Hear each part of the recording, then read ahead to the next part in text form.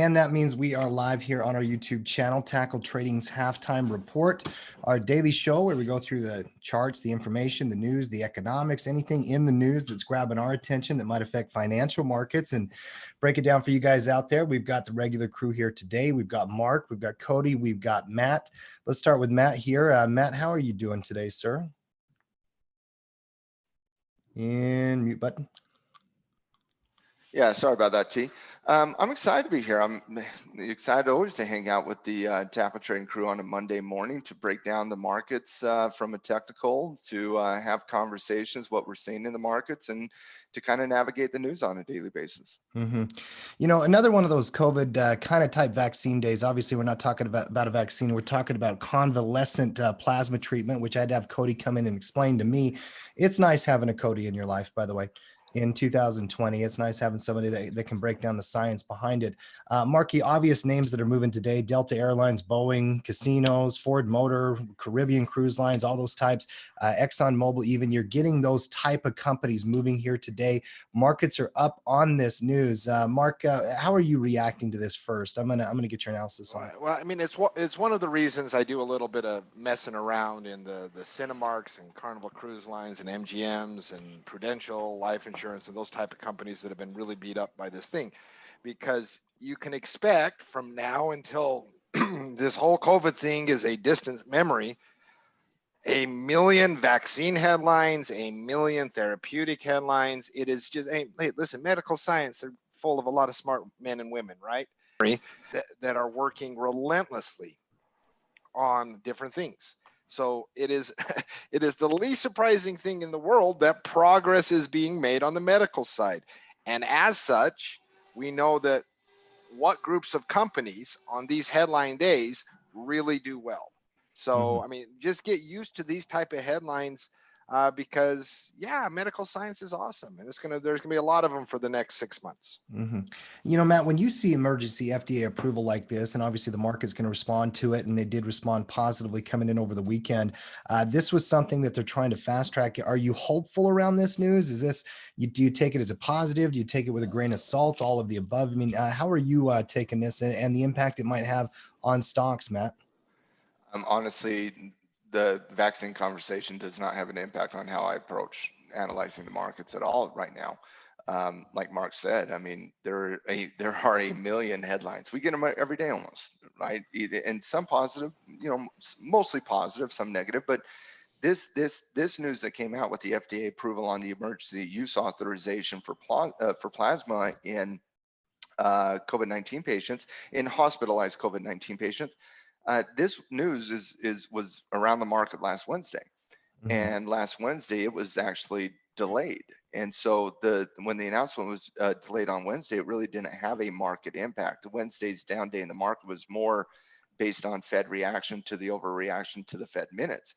So it didn't really have an impact on the market this week. And obviously the market is breaking out here today. And with the market breaking out, you got to give it a headline somehow, and that's going to be the headline. But I really believe that the market breaking out today, I don't think it has a lot to do with that headline, to be honest with you. Guys, as the market was going neutral for the last week and a half, as it was waiting for the breakout, we've had vaccine news days like what, half the days, and it just so happened to break out today. So no, I honestly don't think it has that big of an impact, and obviously people can disagree with that. But when you're looking at the breakout, I think you had a technical movement above resistance on the overnight action, and then you had some follow through with a lot of movement coming into Apple today. The last kind of that last moment before we see the split coming in later this week. So, you know, I just feel like we have a technical movement above resistance. A lot of the sectors that are moving were those sectors that, you know, we're seeing that breakout. So I'm looking at this far more technically than I am anything fundamentally. And I do want to talk about the technicals, because that 3,400 level is very significant. If you go back to the old price points on the chart, whether it's psychologically significant right now is a different question. Before we do that, though, I want to bring Cody in for a second. Cody, I mean, just explain for everybody out there in Team Tackle, what did the FDA approve this am I saying it right, Cody? Convalescent plasma treatment? Is that you're saying it correctly? Yeah. Basically, it's and it's not necessarily a new idea.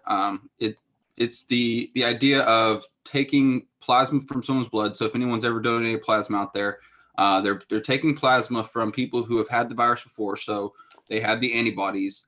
And the thought process behind it is kind of similar to a vaccine, is that if you can take the plasma from one person and you can then transfuse that into someone that does not have the antibodies, that the plasma that goes through their system will cause their body to start creating those antibodies.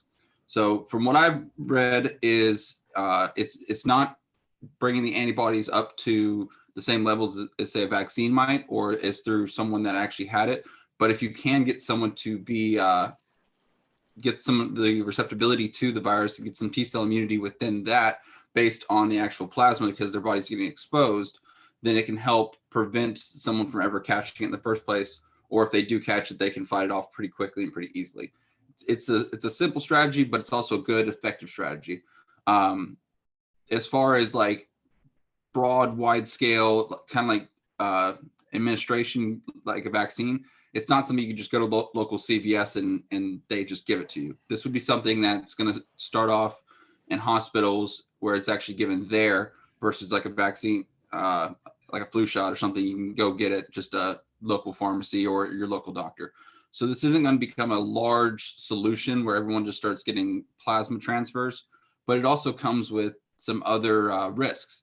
Whereas a vaccine has its own type of risk. If you're literally transfusing plasma from one person to another, well, there's other health risks involved with that, whether or not is there a match in different blood types and different things of that sort. If there's not, is there anything else that's being transferred, any other type of diseases that are transmitted between one person to another based on who donated the plasma? Mhm. So there's still risks involved. It's not going to be a widespread treatment given out to everyone, but it also can be an effective treatment. So there's the 30-second elevator pitch. Mhm. And whether it was that news or just the fact that it was a Monday morning, markets are up here today. And by the way, I do say that tongue in cheek, but not necessarily. Mondays have been up days in the market over the last couple months. You come in over the weekend, we get upward price mobility. The trends are holding. Matt, we're not necessarily holding all the way through the cash open, though. What are you seeing here in the chart read in terms of breaking it down? And that's why I say, I mean, and don't get me wrong, I'm not throwing shade at news organizations right now regarding that headline. That was the headline that was kind of dominant today.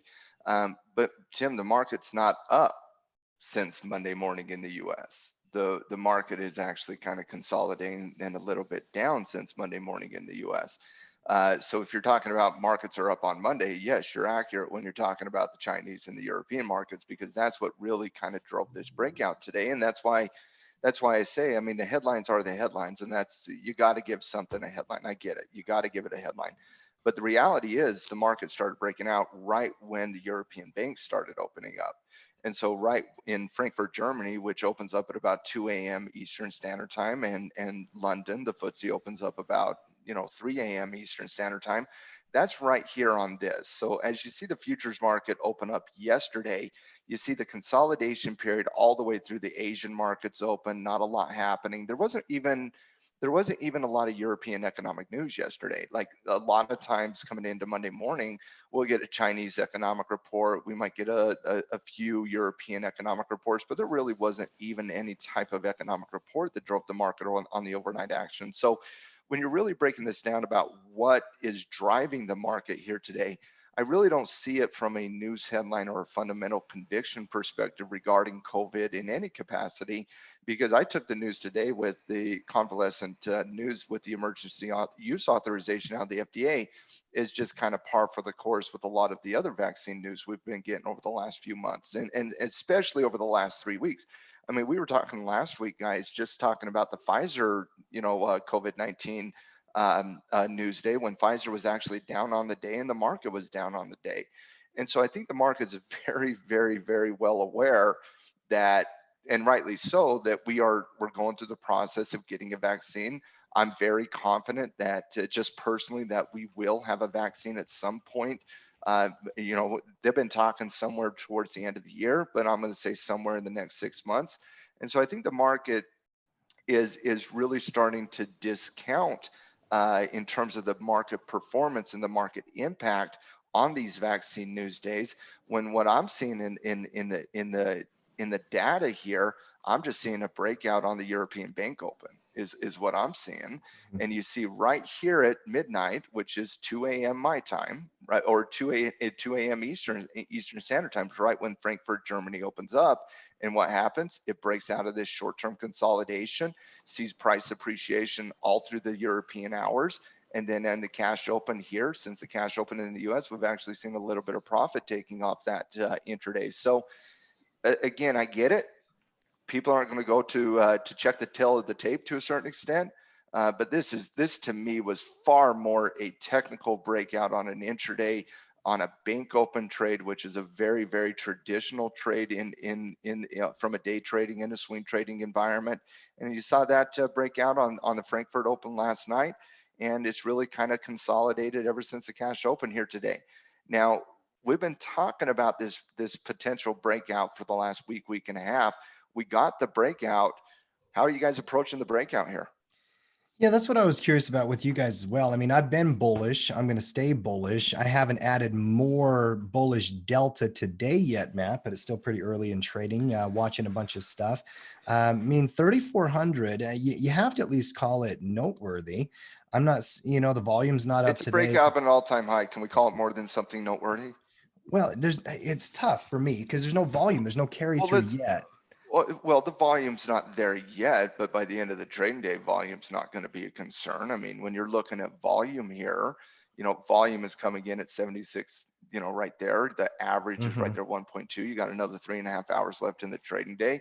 Volume's not going to be a concern today. Now, you're not seeing the volume again, Tim, because it's not based on some fundamental conviction. It's not based on whatever that news headline that everybody's giving the market credit for.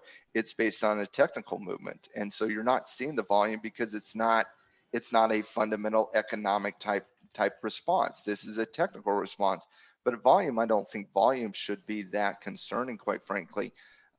You got the breakout of that all-time high. You're breaking out of a consolidation period.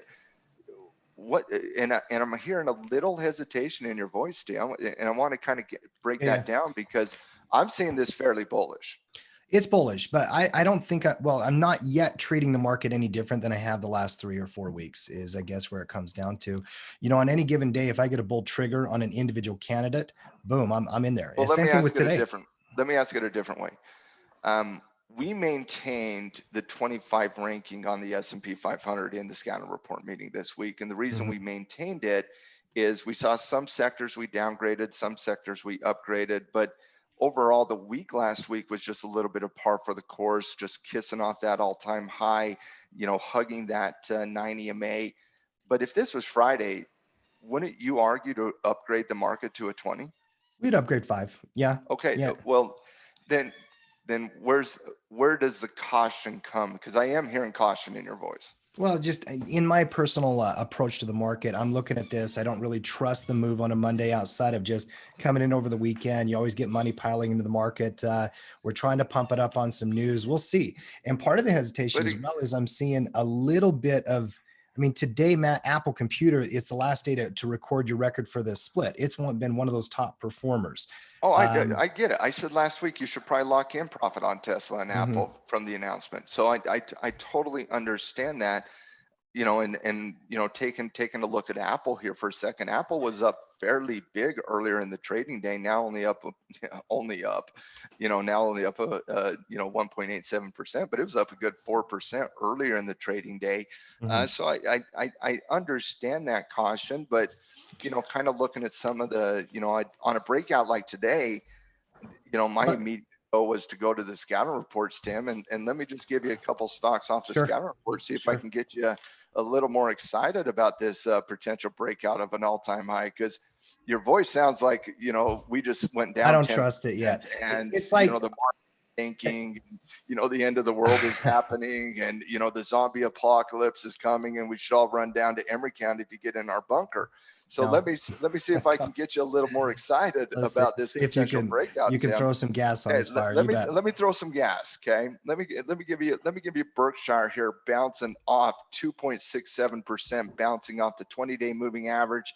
It was obviously on our options report from over the weekend. You know, not only did it confirm that bullish retracement, which is a standard bullish retracement, it's been a no sell day on Berkshire on Berkshire so far here today. Love that confirmation on the bullish retracement, and it's approaching that next breakout, which would be, you know, technically sufficient for a new trigger if you did miss the move in Berkshire here today. Taking a look at a couple other retracements, and this is something that I have not seen and something that I'm getting a little more excited about. The breakout has been so powerful in this marketplace. Retracements have not been great, but they are starting to pick up steam.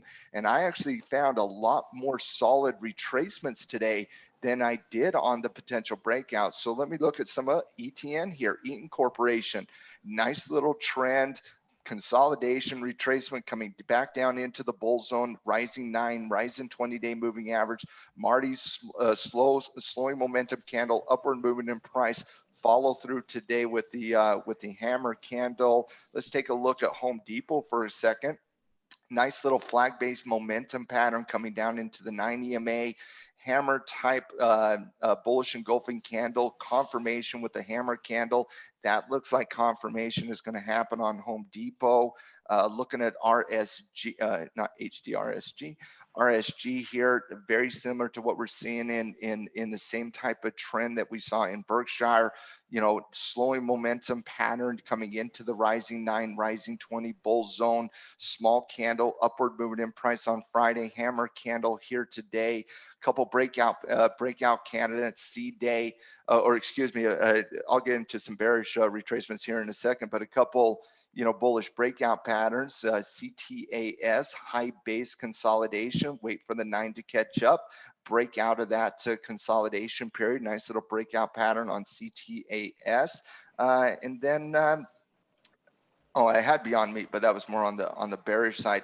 So there's a lot of good triggers there, Tim. Mm-hmm. On There's a lot day of when the beautiful market charts. is breaking out, let me play contrarian for a second. Uh-huh. I actually like the fact that the market is broke out last night on that intraday analysis, that it wasn't based on some misunderstanding of some economic report or a misinterpretation of the Fed or whatever the market is misinterpreting.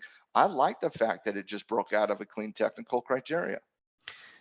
There's only a couple of counterpoints I'd give you. Number one, it's kind of like step system. You know, if I can get a close here, I probably would get more on board and get a little bit more excited. No, the individual components. I agree. You got to have a close. I agree. You got to have a close to call this a breakout. But are you seeing any weakness in the market? No, it's probably going to close higher. I would bet more that it ramps through the day a little bit higher, kind of bounce up. But more simply than that, Matt, I just had to edit and publish and do the creative, just kind of adding to Mark's 8,000 word bear porn newsletter. Block text bear porn too. Well, and by the way, I mean, there's so much information in there, and I'm like, okay, you know, you just don't trust Liz, I get it. You just read 8,000 words on 55 different points that the bears are salivating over. I totally understand that, but that should also make you realize one thing, that simply because we read something, it shouldn't impact what we see on the chart. No, right? I don't disagree. I don't disagree. I would maintain bullish, upgrade it a little bit, wait for a close. A lot of those setups are beautiful. That Berkshire setup was unbelievably pretty. Beautiful setup. No question about it. I mean, literally, the reports are killing it here this morning, crushing it on the first day for triggers. You're getting a half dozen or so triggers on a Monday morning. That's great for those reports. So happy to see it. I'm not arguing with it at all. But Marky, you did make an impact on my morning. There's no doubt about it. You made him miss a lot of great trades, Mark. Going through and publishing that bearish newsletter, it made me think a couple times. You'll be grateful. You'll be grateful. Oh, he's like, I'm glad Tim's not triggering into these bullish breakouts. So Mark, you don't trust the breakout. You should listen. You should not trade to the bullish side because of all of the technical reasons Matt says. You know, first and foremost, as traders, we are technicians. There's always going to be a dark cloud, sometimes darker than others. There's always going to be something, you know, it's just how crazy are you going to the bullish side? But if you're not doing anything, you're missing out on opportunities. It's just a matter of, you know, place your trades, just don't go crazy, be aware of all the situations that are out there, but, you know, make a little bit of money, because even if we are in a bubble, which I am 100% convinced we are, that bubble can last for 18 more months, right? You don't know when it's going to end. What are you going to do? Wait for some perfect situation? Well, and I totally understand how reading certain things can impact your mentality towards the market. There is no doubt about that. The psychological component of that is very, very, very strong, especially when it's like it's feeding red meat to what you're in, what you believe in the inside, that this is a bubble, peak euphoria, crazy price action, fundamentals out of whack. You don't believe in the V-shaped recovery. I completely understand how psychologically, you know, when you bathe yourself in you know, basically 8,000 words of the end of the world is coming, I totally understand what you're saying. But the reality is simply this: I believe in a lot of what Mark wrote. I believe he's spot on in a lot of his analysis, but Mhm. I think even Mark, who wrote it, would say, and even Mark, who hates breakouts, would say, you got a trigger here. Mhm. Which breakout do you like more, the S&P or the Dow? Because the S&P, you're breaking into a new all-time high. The Dow, you're breaking a pivot with a little bit more gusto, and you kind of have a target up there that you can identify. You also had a different pattern coming into it. Do you like that S&P breakout into the all-time high Oh, more, or the I think Dow? the S&P breakout is very, very strong here. Like, I would love it if we had the volume, Tim. We're not Mhm. going to have the volume behind the breakout, and that does throw a little bit of cold water on breakouts. That's probably the number one thing you want to see on volume, is volume showing participation at the all-time high, right? Mhm. Showing you that the traders and the investors have confidence going into the market, being that person that's saying, I'm willing to buy a higher price than you are. And so yeah, you want to see that volume there. But even though the volume's not there, I don't think it's so small that you discount the potential breakout here. The Dow Jones breakout, you know, when we were looking at the industrial sector over the weekend, which is predominantly what you're looking at in the Dow, banks, industrial, so on and so forth. We kept that industrial right there at 30, very similar to what we're looking at the S&P 500. But with the S&P clean breakout right there at that 3,400 level, which also is that all-time high, following a week and a half of consolidation, you know, high base type mechanics, where the trigger was a lot easier on the S&P than it was on the Dow. And what I mean by that is, you kind of fade in here, you can see that tight consolidation hugging that 9 EMA, very consistent, you know, candle to wick relationship versus what I'm seeing on the Dow. And I mean, you can't call the S&P a breakout and not call the Dow a breakout. So you're going to Mhm. call the Dow a breakout as well. And you got to love the defensive nature the Dow played in the last 2 days before we saw the breakout of 28,000, which is also a very significant whole number. But you do have a little bit of a different pattern here as it's coming down a little bit more. You don't have that tight consolidation on the intraday, and the relationship between the wicks and the candles is a little not crazy train, but it's a little hectic there in terms of the intraday analysis. The one thing I will say about the Dow is, you got to give it credit for playing defense on Thursday and Friday of last week. Both days the Dow tried to test lower following the overreaction to the misunderstanding of the Fed monetary minutes that we saw last Wednesday. So you got to give it some credit for playing defense, because it could have sold off a little bit more aggressively and didn't. But I'm not going to take that as, you know, a sign that says, okay, this is now stronger than the S&P. I think the S&P is stronger than the Dow right now, and I do like the breakout on the S&P a little bit more than I like the breakout on the Dow. And not only do I think the pattern is a little more consistent on the S&P than the Dow, and I'm not throwing shade at the Dow. It's a breakout. You got to call it a breakout. But when you're looking left to the chart, I mean, you're going to be fighting some very, very significant resistance zones at 28,250 all the way up to that all-time high at 29,500. So you know, in looking at that left of the chart, talking about standard step system mechanics, if I was looking at the Dow versus the S&P from a swing trade right now, it would not take me but about 2 seconds to, and the only reason it would take me 2 seconds because I would overanalyze the Dow chart, but it would take me about 2 seconds before I said, if you had to pick one, you pick the S&P on the breakout. There's that breakout of the all-time high.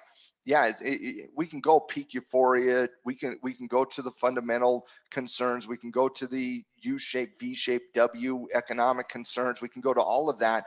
But when you're reading that as just a technician, and there is nothing left of the chart to stop that freight train from continuing, wow, yeah, I'm gonna go to that area of the market more than I will in an area of the market that has been underperforming the broader market and does have to find some very significant technical barriers, whereas we don't have that concern as of right now. We don't have that concern on the S&P 500. Mark, what's grabbing your attention here this morning? Obviously, we got breakouts on the Dow. The S&P is going into a new all-time high.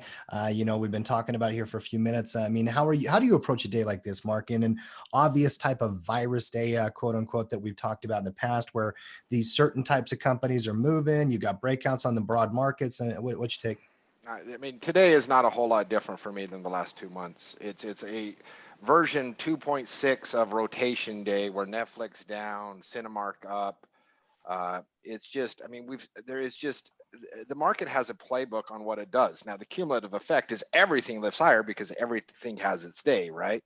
But Zoom down, Netflix down, Boeing up. It's just that day today. I mean, we've seen this numerous times.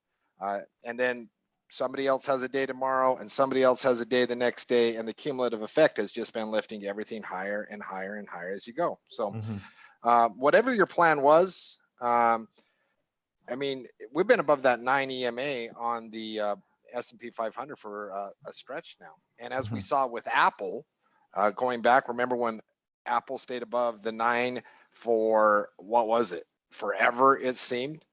I mean, when momentum gets going, this is why technical analysis is beautiful. And so as long as you're above the 9 and then breaking out occasionally, you don't try to guess when it ends. There's a billion things to concern with, but you know, my playbook's the same it's been for the last couple months. You know, speaking of Apple, this is the date of record if you want to qualify for the split. I don't know what happens if you buy Apple stock tomorrow, Mark. Does it not? I mean, you still split it, right? I mean, you know, that is a good question.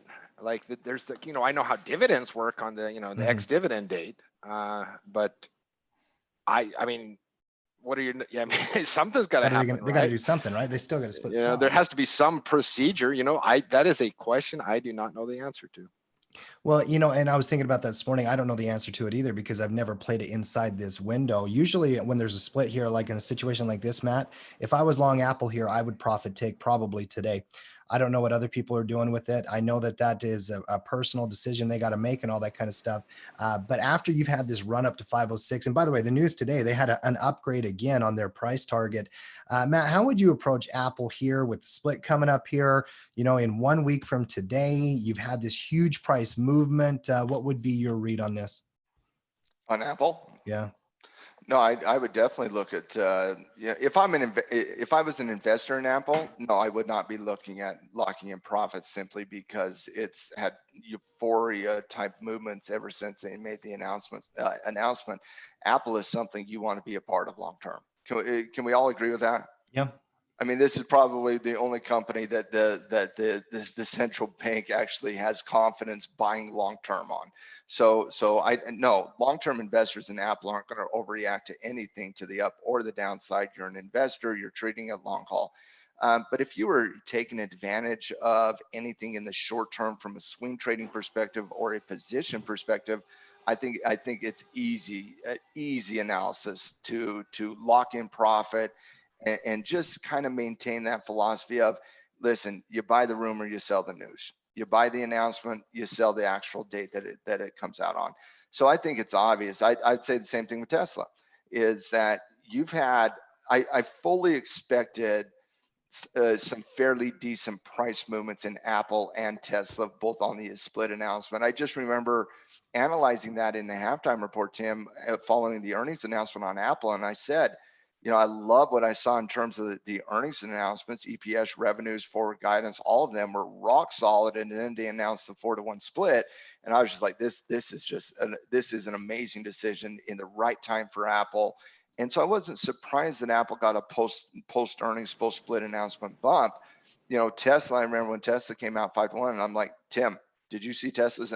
This is really, really, really positive for Tesla. I mean, to the point where we spent 2 weeks of just making fun of you for capitulating on your bet to Mark. By the way, I am never not going to bring that up. That is going to be, I don't know what you're talking about. Yeah, you can sit there and act like you don't know what I'm talking about. Uh-huh. But I think even for some of the more bullish, and I wasn't the most bullish on it, but I think even for some of the more bulls out there, bullish commentary that, this was going to have on Apple and Tesla, I think it surpassed whatever even the most staunch bull on Tesla or Apple would have anticipated. I mean, Tesla's up over 50, has what is it, 50% post-split announcement? I mean, just absolutely just crazy train, just up to the point where it's like, okay, I get it. It's exciting. It's fascinating. It's fun. But yeah, I think it's obvious lock in profit on anything short term. In my opinion as well. I mean, from a trading perspective, obviously investors, they have different decisions to make in terms of long-term holdings and all that kind of stuff. Just an incredible run here, guys, across the broad markets. And by the way, Tesla, give you a peek at that chart real quick. I mean, this is one of the reasons why I'm hesitating on these breakouts, Matt. I'm seeing these upward moves on these flying momentum stocks, but then boom, you're getting weird price action today on some of the high tech names. Okay, that's fantastic. But why would that concern you about the breakout in the S&P? This is after they've already made their movement to the top side. I get it. If Tesla and Apple were sitting at a support level, seeing the random volatility, totally understand what you just said. But given Tesla up 25% in like literally the last 4 trading days, yeah, you're going to see that type of volatility. It's a different analysis. If you're at resistance versus you're at support, if you're overextended versus on the top side versus the downside. So I would understand being a little hesitant on the breakout on the S&P if we were seeing some of this, but this seems to me like people are just locking in profit on Tesla and Apple. Yeah, I think so. Every time they get those overnight bounces, I mean, it just seems like profit taking on that. Yeah, I'm with you. Listen, I'm just telling you. I mean, I'm just going to keep using the phrase bear porn. It's just, it's got this stink on me right now. I get it. It is. Listen, I'm not going to have you and Mark write anything anymore because it's impacting both of you two. Like both your two energy is like, makes me want to go pound my head into the ground outside. Yeah. Well, I mean, markets are up and they are heading higher here. NASDAQ's up 0.5%. Russell's kind of trying to find some support. Dow and S&P breakouts. Let's keep working through the markets here one step at a time, Matt. Crude oil, one of the major storylines, not just necessarily in markets, but around the U.S., especially if you live down in Florida and the coastal areas and whatnot. Hurricane Marco, I believe, is strengthening and starting to move. They've shut down a bunch of oil rigs in the Gulf of Mexico. Oil's not making an impact on that. I've got to get you guys both take on this. I mean, when you think about it, you would think that if you shut down oil platforms, you're shutting down some production, you're shutting down some oil flooding into the markets, it might actually affect the supply-demand relationship. But oil's not really moving on that needle mark. Is it just because the Gulf is just such a small area compared to the global output? What's your read on oil right now, Mark, and the hurricane? Volatility is so low on oil right now that, I mean, this pattern that we've been talking about for a while now, you can almost forget any news. Like seriously, like normally if there was a broader trading range, hurricanes usually cause a bullish spike. We're not in normal trading conditions on oil. The computers have shut down on oil. They're very, very grindy, methodical, wait and see. It is the most unusual trading conditions in oil I've ever seen, period. There's been no price movement over this prolonged period of time that matches what is going on the oil charts right now. So, bullish cash flow is where I'm at, but the problem is this volatility is even getting low. And so it's just, I'm waiting for a genuine, real honest to goodness catalyst, something real, not something minor, then I'll be interested in oil again. You know, I have not watched the correlation between hurricane season and oil prices enough to have a statistical argument here, Matt. I mean, my instinct was, you know, hurricane's going to make oil pop up a little bit. Has that been what you've seen in the data as you've gone back and looked at oil? I mean, is it something that you think is correlated, or is it just another news story that may or may not impact the price? Hurricanes? Yeah. I think hurricanes and oil are very similar to elections in market dynamics. I think they're completely overstated. And this is just my personal opinion. I don't believe the data supports oil appreciation due to hurricane season. No, Yeah. not long term, but you usually get like the news Like a spike, one-day right? pop, right? Yeah, you know, so it's never anything to trust, but usually that is what happens. And it's just, well, it's 2020. Everything's a little bit different. So your instinct, Mark, is that the algorithms in oil are keeping the trading volatility low right now, and they're just keeping it stuck in a range and not reacting to the news? That is, I think we've had enough news things over the last 2 months that would cause more movement in oil than they have. So no, trust the pattern. I mean, this is why technical analysis, when you are not 100% sure of what is going on, then trust the existing trend, trust the existing pattern, and so forth. So. Mm-hmm. Well, I mean, the existing trend, the existing pattern is basically fading upward. I don't see anything in this chart that's grabbing my attention in a different way. I mean, I guess you could point to the fact that you are holding trend line, holding the 50 and, you know, the 20 and whatnot. Matt, do you get more interested the longer this thing kind of hangs above the 200, or is it still the same consolidation for you? You can ask me that question every day as you've asked that question every day for the last 2 weeks, and my answer is going to be the exact same. I could care less about the length of this consolidation. I needed to see a breakout with volume, and I need to see a retracement. Mm-hmm. Mm-hmm. And we just haven't had any of these catalysts that have driven that recently. So it's kind of just stuck in the mud there on oil. I'll tell you one chart that is You've not. had catalyst. You've had catalyst in oil. You haven't had performance. Yeah, the follow through. Yeah. So Yeah. so there have been catalysts to either see oil go up or oil go down. It just hasn't had the ability to break it out of this very boring, extremely just like go to sleep type trend it's had over the last month and a half. Oil should only until, and again, this is just my personal opinion, but until we see that breakout fall through a confirmation on retracement, oil to me should not be directionally traded. It should be used as a cash flow instrument. Cash flow. Yeah. One other chart that is starting to look a little bit more like consolidation, gold here day by day. Now it's still in an uptrend. I don't want to call it a consolidation, but I am liking this price action personally. I know that's just gold. Next, Gold. I'm liking the back and forth a little bit here. The longer it rattles here, holds support, kind of shakes out some of the volatility, I'm going to be a happy camper. Maddie, we got a lower pivot high, but we are holding support. What is your read on gold chart here? Well, the lower pivot high, you have to be concerned about the lower pivot high. You know, if it was 1 2 day up, 1 2 day down, 1 2 day up, 1 2 day down, that would be a different little beast for me. But you did have the confirmation on a retracement follow through with 3 to 4 days of price action on the back to the upside, kind of came into that $2,000 zone, and then obviously the Fed minutes and the misunderstanding of what the Fed was trying to do on Wednesday really kind of saw that gold sell off, but it did hold support.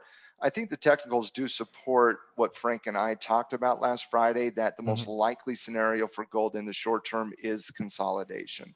And the longer that support level holds, the more confidence you have in that consolidation. But if people are anticipating a follow through in the short term of what we saw from mid-July through, you know, kind of that, you know, second week August, you're going to be disappointed on this, because it's just, we're not going to see that in gold. I didn't like it the first time we saw it in gold, and I'm a gold bull. So I think the most likely scenario in the short term in gold is consolidation, a fairly volatile consolidation where you have these random big up days and random big down days. But the longer it consolidates, I would love consolidation. I know this might not make sense to other gold owners, but I would love consolidation for like the next 3 months. I would love it.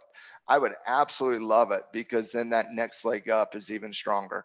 I think if you just immediately get another momentum leg up, I mean, it's just going to make gold very, very, very difficult. So for me, I want to see the consolidation. I think the data over the last week and a half support consolidation.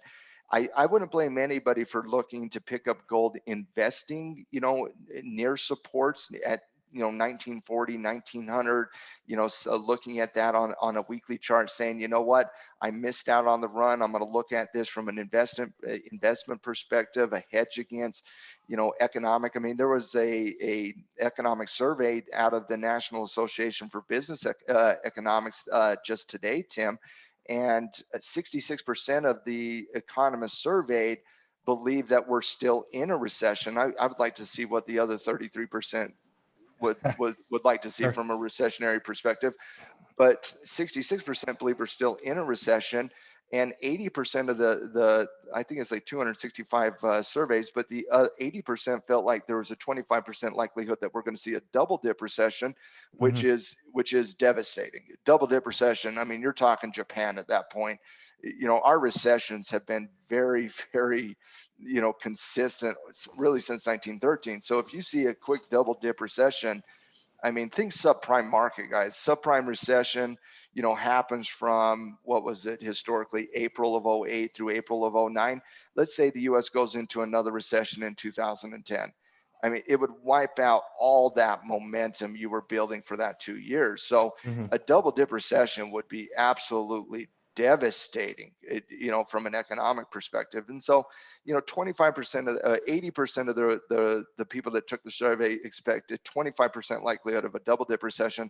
And that's that that's the V-shaped, W-shaped, U-shaped type of economic recovery. I'm in the camp of a prolonged U-shaped economic recovery. That's where I am from an economic perspective.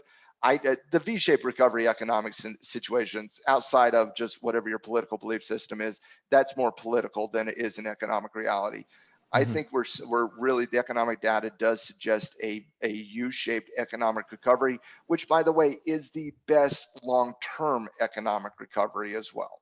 Okay. You think that would be the healthiest recovery, Well, is if we I actually think it would be get the one back to that's most manufacturing, likely ending. production? Yep. Oh, I think it's Jobs. the one that actually has a greater economic impact in the long haul. A V-shaped economic recovery, everybody is like, oh, this is amazing in the short term, but those things don't last. It's very, very hard for that to be consistent over the next 10 years.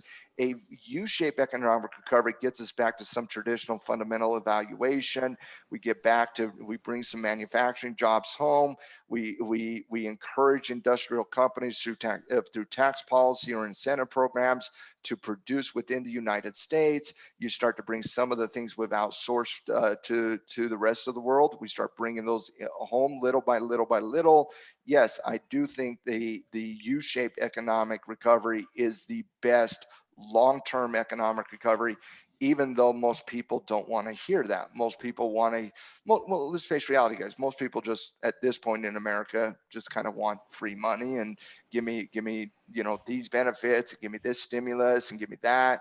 But the reality is, for us to really build a fundamental, an economy that is built on fundamentals, it takes time. It takes time. If you want to run the risk of, devaluing the dollar quite aggressively against historical norms, or if you want to run the risk of inflation at higher levels than historical norms, then yes, keep hoping for the V-shaped recovery, because to get there, you need massive, massive, massive government and monetary stimulus programs to get there. That is not something I support. I want to build an economy that is based on fundamental conviction of American strength. And to get there, we need to start understanding that these things take time when you're looking at it from a historical perspective. So the V-shaped economic recovery has never been in the cards for me, in terms of the belief or the economic data that we've seen over the last 4 or 5 months. A double dip recession, I do agree that there is a risk there in a double dip recession. I think if we do see a double dip recession, it is absolutely devastating in nature. It is the worst economic scenario possible. And if that, and I'm not saying it's a probable situation, because I am in the U-shaped economic recovery type camp. But if we do see that double dip recession, and I do believe that there is a probable factor there, even though it isn't a probability, and I hope people understood what I just said there. If that's your philosophy, buying gold on a dip on a weekly chart makes a lot of sense from an investment perspective, because again, gold is that hedge against economic calamity. It also is a hedge against central banks losing their mind, which we kind of have right now in the cards. So I wouldn't fault anybody for looking at gold right now and saying, listen, I missed out on the euphoria. It's time to buy from a hedge and investing perspective. Truly understand that gold still can come down to 1800, and that still wouldn't change your fundamental conviction. If you're buying gold because you want to make money today, that is, you're in a wrong position on gold right now. Mm-hmm. Has a couple things. Number one, many thoughts came to my head as you were talking about the recession and the end of it and all that kind of stuff, the U shape versus the W shape. I did see that survey, Matt, and it's pretty interesting to think that 33% of economists in that survey did believe we've already ended the recession. I'm like, what are you talking about? Okay, I get it. If you look at certain economic reports and you completely discount the depth that those economic reports came into, and I'm looking at manufacturing data, I'm looking at industrial production, service related production, GDP data, labor market, and so on and so forth. Yes, there is data suggest V-shape the same way there's data to suggest U-shape. And so if you're in a bubble and you have some bias, I do think that you could lead to some V-shaped economic recovery scenarios. I try to approach the economy, in my opinion on the economy, without a bias. Nobody can be unbiased, nobody can. Mm-hmm. But I try to let data do the speaking in a broad sense. I just don't believe in the V-shaped economic recovery. Now, Blake asked a great question. Is it unprecedented? Blake, I would have to go do some research in from American economic recoveries. But V-shaped economic recoveries are not unprecedented when you're looking in broad terms. So if I'm looking at, say, smaller Asian economies, smaller South American economies, no, you do have V-shaped type scenarios in those economies, and you've had them in the past, no doubt about that. But do they have the legs to continue? That's what I would have to look at, Blake. And so if it's really harder for, say, an economy with $20 trillion of GDP, valuation, to have that type of V-shaped economic growth the same way, a China did when they were going through their massive growth over the last 20 years, or in India, or South Africa, or Brazil, those emerging market, type economic scenarios. So, with an emerging market, it's a little bit easier to have that V-shaped recovery, but it's also much easier to bust up those economies too. And so with the American economy, I don't want us to get to V-shaped economic recoveries. I truly don't. I know people want to hear it, but I just don't think they can be sustained. And Blake, I'll be the first to admit, I would have to go do some research to really kind of see the data. But off the top of my head, I would say V-shaped recoveries typically have less probability of longer term sustained growth. Mm-hmm. Well, I just don't. I guess, there's just the data itself that would have to define us coming out of a recession is not just an expansion of the PMI number getting back above the positive or something, Matt. We have negative GDP. We have real unemployment problems. We have not ended the recession. I can tell you actually did really read the newsletter. Like, you didn't just skim it, did you, Tim? You sat and you dwelt and you sat back and you contemplated and you went and had a smoke and then you had a beer and then you thought about it and you probably added your own arguments. And I can tell you absorbed the material. So there's no question about it. It was a nice weekend read, Mark. I did quite enjoy it. And by the way, everybody out there, you definitely need to read that newsletter. It's up on tradingjustice.com right now. But even back to some of the data points here, Matt, nber.org is kind of the one site that people refer to when they talk about expansion dates, recession dates going back 150 years. This would mark the shortest recession in history if it was ended right now, which I guess it is 2020. I know things are unprecedented right now, but we haven't ended the recession. Can we stop that talk right now? I get it. I totally understand it. When you come out there from an economic, political, corporate perspective, or you just want to get likes on Twitter, the recession's over. I get it. People want to hear the radical terms one way or the other. That's not what you're ever going to get from me. It's No. just, I'm not a radical in my life in almost any capacity. I'm a moderate conservative in almost every scenario. I go through the things dealt in moderation or better. I'm never going to go to the radical way, one way or the other. I'm going to try to analyze the data the best I can. But no, I mean, if this recession was over, it would be unprecedented. Well, Mhm. and I just Jamie don't believe that. Dimon, CEO of JP Morgan, I mean, his comments in the JP Morgan's earnings report and the conference after, I thought they were outstanding, and they were really cause for reflection when he says, this is the strangest recession we've ever experienced. And he said, the effects of the recession have not been felt yet. You know, he's like, the consumer's better off than they ever have been on a totality of personal income, but the effects are coming down the road. And he's like, we don't know the consequences yet at this point. No. Because there's been so much stimulus. So like, listen, when you drop trillions and trillions of dollars of helicopter money on a society, we have found out, hey, Home Depot does great, right? People spend the money. Walmart, Target, they do great. Apple does great because people need their gadgets. But what happens when it dies off? What happens when you get to normal? JP Morgan, who is been around the markets a lot longer than I have, his conclusion is, we don't know. There's too many variables between now and 6 months from now to predict that accurately. Mm-hmm. Mm-hmm. Yeah, no, and I love it that people are willing to still say, I don't know about something in the future. That's interesting. In 2020, seems like everybody else has to have their take all at the same time. By the way, Matt, I'll drop the link for this newsletter in the chat for everybody to go see it. We'll also, we'll get it out there on social media here today. If you follow any of the Trading Justice or Tackle Trading channels, keep an eye for it. You know, we started. Mark started something really nasty last week for me, though, because everything I read in the last like 72 hours, it doesn't matter if it's economic reports or political situations or Twitter, I'm reading in the voice of whoever I think is saying it. And so like literally every tweet I read is in like some other voice, and it's just throwing off my analysis on everything right now. That deep, smoky, sexy voice. Oh no, it literally it changes. It changes, and what I've recognized, it changes based on if I like the person or if I don't like the person that I'm reading. The voice I'm hearing changes. It's like I need to have some like psychologist really evaluate what's going on right now. I am really under the weather, or I would break out the voice for you. I'm just in survival mode right now, but I'll share the voice at some point in the future.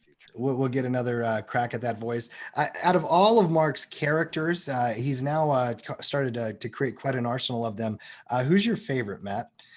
Because I like the country singer. I love know which Max one you guys Loss. hate the most. Man. The millennial. Millennial Mark, you guys hate the Millennial most. Mark is disgusting. Hey, listen, man. Listen. I do. You hate just don't get Millennial it. Mark. I hate millennial Mark so bad.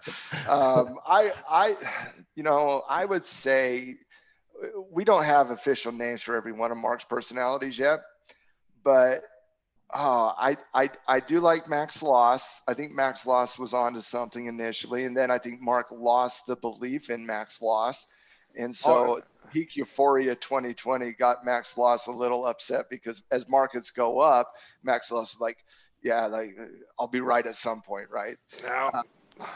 Max Loss is kind of on the back burner right now. Oh, Max Loss is waiting for that. Listen, there's going to be a shakeout week, and I'm not saying it's going to crash the market, right?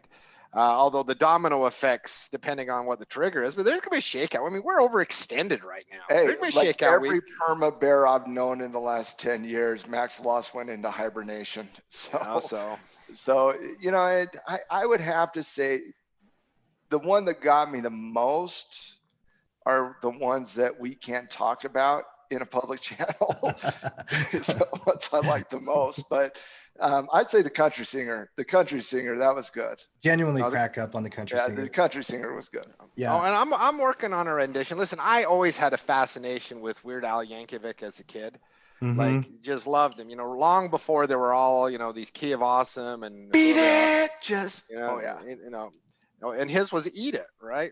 Yeah. So no, I always loved Weird Al. So I've always had just a genuine happiness for parody. So I will have a country song for you this week at some point.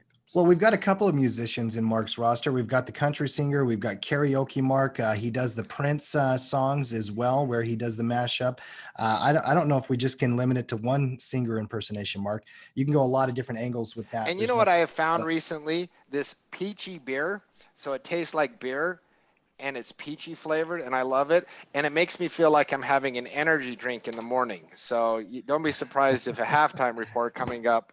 I've had my morning nutrition, right? Some peachy beer. It's actually delicious. All right. Okay, then I guess Matt, we now have day drinking Mark, drinking beer in the morning just before the halftime show. I'm not sure what's going on here in 2020. The world is all topsy-turvy. There's no doubt about it. I did just drop the link to the Trading Justice newsletter. If you're a loyal member of our community, Team Tackle, you already know the quality of the work that Mark does, the great writer that he is. I would definitely spend some time. You're going to need some time this week. So bookmark it, go through it, really understand it. We're going to be podcasting on that a little bit later here today. And by the way, Matt, the only thing about that gold chart that gets me excited is when you do go to that weekly candlestick chart. The weekly's setting up pretty good, right? It is setting up pretty good. As of right now, it is. And that's why I said, if you're the investor and you've missed out on the rally and you're a little concerned, you could do far worse than picking up gold off a retracement on a weekly chart. Okay. And a lot of times this just food for thought, but a lot of times when you see volatility on daily charts, just to get a better, more clearer picture on the longer term analysis, because longer term analysis is stronger than shorter term analysis, has a higher probability as well. Just take a peek at that weekly chart. It'll smooth out that daily volatility and you'll get a better, more clearer picture on something. And that's not just with gold, that's with absolutely anything. And when you see short-term volatile movements to the downside and longer-term upward movement in trend, again, I'm not just talking gold, I'm talking anything. A lot of times those form weekly, bullish retracements that are really good zones to start picking up investments. So not so much trades, but to pick up something a little bit longer term from a position or an investment perspective. I want to be looking at gold on the daily chart in terms of swing trades, looking to pinpoint entry. No, at this point, you got to let that daily chart really work itself out. I believe the daily chart does lead to a little bit of stagnation, neutrality, random ups, random downs, a little bit overreaction to the top and the bottom side. But we need to let that shake out in the short term. But that weekly chart, I do understand somebody picking up gold at these price points. Yeah, the weekly charts and by the way, in general. I still believe gold is very undervalued. Oh, based on all of the money creation, everything based on my talked about, on my fundamental and economic type analysis, I believe gold is still undervalued here. Well, I mean, and the thing is, guys, is like if you even buy like a smidgen of the bearish arguments out there, you realize that there is no way we get through this without large amounts of Fed policy, dovish help, and a lot more money, right? Otherwise, this stuff's crashing without those things. It's a good backdrop Mark, for gold. I agree with that. And Mark, to kind of go off what you said, even if you don't believe in the bear argument, right? Well, guess who does believe in the bear argument? The central bank does. And they meet. Hey, they meet in Jackson Hole this week. Well, they don't meet in Jackson Hole, but their annual Jackson Hole. Oh, the Jackson Hole week. Are we in Jackson Hole week? I totally missed that. No, it is. It's Jackson Hole week, Thursday and Friday. Jerome Powell is scheduled to speak on Thursday morning, and it's the big event of the week. Not a lot else going on that we know about. And so, listen, whenever this market has gotten spooked. Hey, listen, it wasn't just a few weeks ago, right? On the market, we had that 500-point down day on the Qs, and then, of course, there was the big shakeout week early June. It's all been triggered by the Fed pointing out, hey, reality's not as rosy as price action would dictate. So, the only real things that have caused even any trepidation in the market have been Fed comments. And so you got Fed in an overextended market condition. You got a Fed week at Jackson Hole at the end of the week. So Interesting tidbit. The very first article I ever posted on Tackle Trading when we started the company was during Jackson Hole Fed Week. You just gave me a little Yeah. bit of nostalgia. listen, I love Jackson Hole, the town. Like, Oh, the Jackson Hole is beautiful. especially There's this a time of reason year. the Fed goes there the same way they go to. hey, it's just up the road from us. Yeah, not too far. You know what? I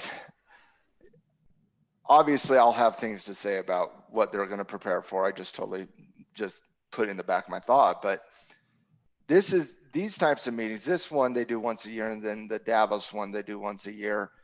This is a moment for the elites to hang out with other elites, to post champagne and eat caviar and buy $750 hamburgers, and to pat each other on the back about how good they are and how they've saved the world economy, and try to act like they're Superman while their monetary policies are literally destroying the middle class in America. So Yep. I'll have things to say about the buffoonery I see later this week, I'm sure. Now I kind of want to stream and watch these Fed speeches with you, Matt. It might be fun watching you. Oh, lose your no.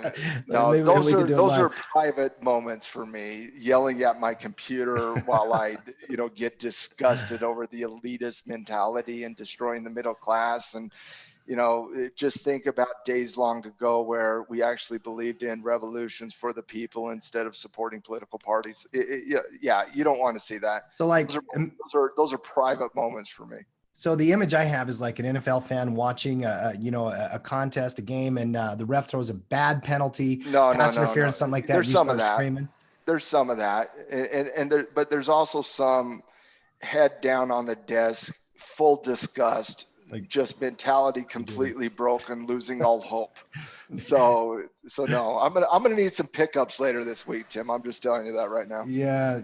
Needless to say, it provides a nice backdrop for gold, right? Oh, for sure. There's no doubt about it. Have you seen the meme of Pablo Escobar sitting and staring at like the swimming pool with his hands on his hips, Matt, disgusted, just kind of despondent? I'm going to meme that. I think that's got to be you this week. There's no doubt about it. Just staring. Matt's thinking about the Fed this week. No doubt about it. I'm sure there's a Michael Jordan looking at his iPad. Oh, I love that one. That will approach the looks I give later this week. Yeah, rolling is this. I haven't seen that out there much, but I have no idea why that's not the biggest meme on the planet. Michael Jordan watching his iPad. It's got to overcome the Michael Jordan crying meme. Dude, it is so good. There's no question about it. Michael Jordan looking at the iPad has to be the new Trump announcing an executive order meme. It's got to be. Mark, did you ever watch The Last Dance, the documentary? I did not. When it came out on ESPN, I missed it. It's on Netflix, I believe. So if you do have Netflix, it's a good watch if you like sports. There's no question about a little nostalgia there. Let's keep working through the markets here. By the way, I love the comment on weekly candlestick charts from both of you. I do think a lot of times it's easier to read what's happening, especially in these big picture products on the weekly candlestick charts. Give me the dollar next if you can here, Max. Same thing. Stay on the weekly and just take a look at the just simple downtrend on UUP. We can see it backwards there. There we are. Just under pressure. There's nothing that's changed here for me. I know it's trying to find some support down here, but Matt, my analysis on the dollar hasn't changed in some time. In fact, that's just a very, very sharp downtrend now for 3 or 4 months. What are you reading in the dollar, if anything? Well, your analysis hasn't shifted because the Fed hasn't shifted. Yeah. Right. You want to be consistent in that. And so, the daily chart, short-term neutrality on the daily chart, low base breakdown, trying to cling on to that, 25 handle. With the little bit of slowing momentum here, and let me kind of look at the daily chart here very quickly on the dollar. Looking at this from a momentum perspective,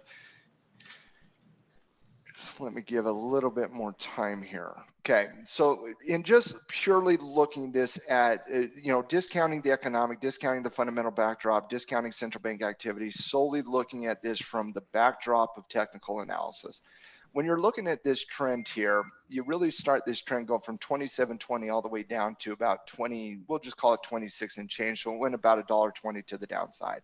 You know, formed this very similar consolidation period, low base on the weekly that we're seeing here. And then you see that drop down in price, and it goes from really kind of that 26.40 area down to right there at about 26.15 area. So you're down another about 100, 1.25 points. And so you really have very similar momentum to the downside. And then you have this consolidation period, very similar to what you had here. But then on the breakdown here, snap back. And again, a lot of this was overreaction to the Fed monetary policy last week. But that breakdown had absolutely no follow through. Unlike the last time we broke down, we had that follow through coming onto the downside. So the analysis was fairly consistent. What we were seeing back here, the failed breakdown, snapback rally coming back into that range. I think you have to shift a little bit, not a lot, but I do think you have to shift a little bit of your bias from that bearish type mentality on the dollar to more in that short-term stagnation with an overriding backdrop of a bearish downward movement in price. And so, what we did in terms of the scatter report meeting on Friday is we did, upgrade the dollar to a -35. It was at a -30. The failed breakdown that we saw last week gave us a little bit of pause for concern. And so you're really looking at a short-term neutrality in a longer-term bearish downtrend. I'm looking at this more as a K-trade type scenario, where if you do break back up above these resistance pivots right there at about 25.40 and 25.30 on the UUP, you're looking at probably a little bit more bullish flavor all the way up into that falling 50-day moving average, which would be a weekly on the weekly chart, which would be a bearish retracement there. So you're really looking at this kind of as that K-trade setup between 25.40 and 25, with a little bit of a probably a slight bias to the bear side. That's why it's at a -35. So when you're looking at the short-term trend, short-term pattern, you're looking at some degree of neutrality. Longer-term bearish downtrend, you're looking at a shade to the bearish side at a -35, but you're approaching it as a K-trade, neutral short-term, waiting for the breakout one way or the other. Yeah, and obviously I agree with all of that analysis. This consolidation is a little bit different than the last one, Matt, but the overall long-term downtrend, the fundamentals, they haven't changed. In fact, this one's probably weaker than the last one. Last one put in a higher pivot low, but then continued into the downtrend. For me, for this one, whenever it hits resistance, whenever it hits a falling moving average, I'm like, okay, the dollar's probably going to drop here, and just going to continue to watch it until something fundamentally changes with that. Well, since it is not Davos week, but Wyoming week, I think you're going to see some consolidation until we see what all the elitists that create these bubble-like conditions, come out with this weekend. Speaking of consolidation, give me Bitcoin real quick. I got to get a quick By the take way, from both of you. I guarantee you're going to have some monetary speeches this weekend. And then you'll scream, "It's not modern." I guarantee. I'm the guy. I'm the talking about means. I'm the guy from what is it? Pawn Stars, whatever that is. Like. Oh yeah. Or I'm the old guy with the handlebar mustache, screaming, "It's not modern." I think that's the motorcycle chop shop. Oh, show. It is. I love that meme. Yeah, and that's a popular one. I like that guy. He's a cool dude. There's no question about it. I got to ask both of you guys' take on Bitcoin here. I'm obviously biased on Bitcoin, and I will admit that bias. Part of the thing is recognizing it, right? Guys, we have a little bit of a chop here for a while on BTC. You on a daily here, Maddie? I'm guessing. I'm on a daily pop and chop. Is it a failed breakout, or am I overthinking it? Go ahead, Mark. If the 20 doesn't hold, it's not great, right? Like, listen, one of the things 2020 has taught us is that when there's genuine excitement for something and you get off, you usually have a big explosion. I mean, see recent stock splits in Apple, in Tesla, in the move in gold and silver. Man, the conditions were right for a real big movement. I'm not saying it can't happen, but man, that is a little concerning from a directional standpoint. And that 20-day moving average is doing all it can to hold up to lift it up. So that's a real key battle happening right now. Mm-hmm. Maddie, what about you? I mean, how do you unpack that chart? Because obviously we're still holding the 20. We tried to pop above a little pivot. I mean, that battle at the 20 is going to be significant short term, but I do love the longer term move into Bitcoin. It's been a couple years really developing into where it is right now, Matt, from the euphoria we saw in 2018 and whatnot. What do you 17 into 18, then the sell-off. But what It are you is reading in Bitcoin? really, really hard for me to call this a failed breakout. Right. Yeah, I understand what you're looking at and maybe the concern you have a little bit. We did see that breakout of the daily chart in consolidation, but when we were talking about the breakout that we saw of 10,000 on Bitcoin, you know, all of us screamed the target of 12,000 because of the historical type understanding of that weekly chart where that 12,000, you know, zone is right here. But Tim, when you're looking at this from a historical perspective, there is massive chop between 12,000 and 14,000. And so for me, it's really hard to technically say this was a failed breakout and thus the analysis would be a fake out because of the zone of that resistance is so significant on that weekly chart. And so I wouldn't overread the daily chart on Bitcoin with the failure it had last week, especially on that weekly chart where you're really just seeing this as a high base type scenario after that big pop above 10K that we saw, you know, about 6 weeks ago. And so I'm not calling it a failed breakout. I don't see an entry there from a swing trade. That's choppy as all get out. But you know, in terms of the failed breakout, no, I'm not calling it a breakout because there is a lot of analysis between, you know, that 12,000 and that 14,000 level that could play a role here. I don't think you have confidence in the breakout until you break out of 14,000. If you break out of 14,000, I mean, you're off to the running to 20K, guys. I mean, that's what I see in the chart anyways. And so, you know, for the long-term investors in Bitcoin, first of all, there's nothing you're going to say to shake out long-term investors in Bitcoin. It is Correct. You want to talk about Bitcoin bugs have equal fundamental conviction as gold bugs do, right? And I want to remind Bitcoin bugs out there, we're on the same team, okay? Different instrument, same team. So in terms of it, I don't think the backdrop of the longer term investors isn't going to change simply because we failed to break out and run aggressively, you know, since Bitcoin ran fairly aggressively from 10,000 all the way up to, you know, 12,000, a nice little 20% bump it had. Now we're in that zone of just craziness between 12,000 and 14,000. I think you're going to see a lot of significant chop, both up and down turns. But if you can show strength and if Bitcoin can play defense like it has been playing over the course of the last, like Mark said, it's trying to, you know, hug that 20-day moving average. The longer Bitcoin does play defense, the more conviction I'll have on the analysis on Bitcoin going up, because it's going to have chop between 12 and 14. The ultimate breakout would be at 14,000. I don't see any significant resistance until you get into that 17,000 mark. But if it break 14, I'm going to call my shot. You break 14, you're going to 20. You know, Bitcoin's up 63.5% year to date. By the way, Ethereum up almost 220%. Some of the other coins, though, Bitcoin is outperforming Litecoin, some of the others, Ripple, those types. The crypto market is literally becoming the stock market in terms of the top heavy nature of it. The names that the altcoins, otherwise known as the shit coins, not my phrase, you don't want to touch that garbage. You know, Bitcoin's becoming the Apple to the crypto universe, the same way how important Apple means to the stock market. Well, and I'll go back on one thing you said a minute ago where swing trading is pretty choppy, doesn't work. I'll make even a more bold statement. I don't think you swing trade cryptocurrency. I think it's a terrible market to swing trade. It's a terrible swing trading market. Well, I mean, just the 24-hour market, it trades all over the world all the time. So much impact in Asia. You get these weird moves over the weekend as well. Which means it's a great day trading market. Good day trading, good position trading. Very good day trading market. Right. It is a very good longer term analysis market. Yeah, somebody find me a successful swing trader in the crypto market. I would love to talk to him. I mean, if I'm sure there are exceptions, right? They'll state it, but I would like the number one question I would have on swing traders in the crypto market is, what is your stop loss management technique?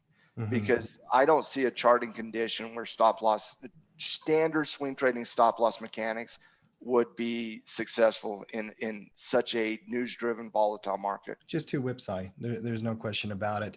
All right, let's move on now. Let's talk individual companies here for a bit. In fact, only way to I don't think ByteDance has a public symbol, do they? BDNCE, I believe, No. is the company. But bring up FXI while we talk about this one for a second here.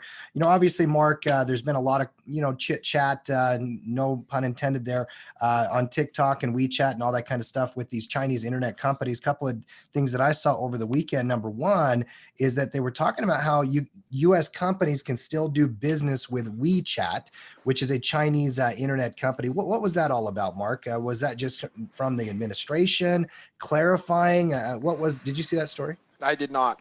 The administration got complaints from tech companies and capitulated to a certain degree of the tech companies.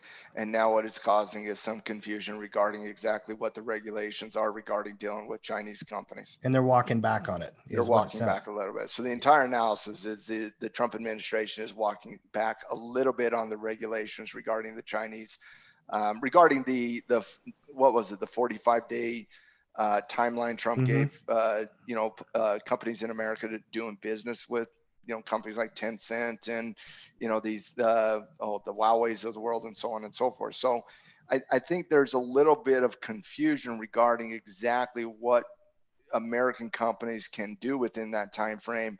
And then the announcement came as just, I guess the interpretation is that the Trump administration is walking back a little bit in terms of the regulatory nature regarding Chinese tech. Yeah, and you saw a little pop overnight in FXI. Baba broke out, by the way. Baba. Beautiful breakout up here. Yeah. And then there were 2 or 3 different news headlines that grabbed my attention in terms of China in this conversation. ByteDance is going to sue the U.S. government over this supposed forced sale of their intellectual property. I don't even know, where do they take it to court, Matt? I mean, is that? Yeah. Good luck. Yeah, it's going to be an interesting one. But the other thing I saw with ByteDance, which I found interesting, even if Microsoft or Oracle or one of these companies comes in and buys TikTok, the investors of ByteDance as a part of the deal, Mark, they want to maintain a majority equity stake in some new form of the U.S. operations. So they're even trying to find a way to where, okay, we might be able to sell off the assets. They're controlled by a U.S. company, but we're the investors. We don't want to sell TikTok. We want to own it.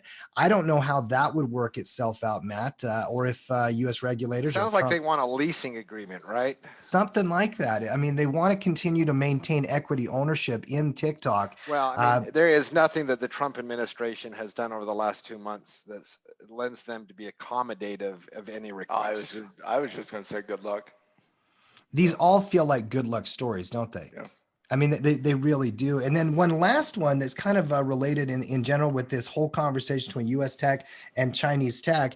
The Wall Street Journal, Matt, with Facebook had a report that Zuckerberg was one of the first people that started stoking the fears in the administration about Chinese tech having influence over, like, privacy concerns and all that kind of stuff. This is why I like Zuck. He's evil, right? Like, do you think he did that out of genuine patriotism, or he's like, dang it, these TikToks are going to take a lot of hit from us?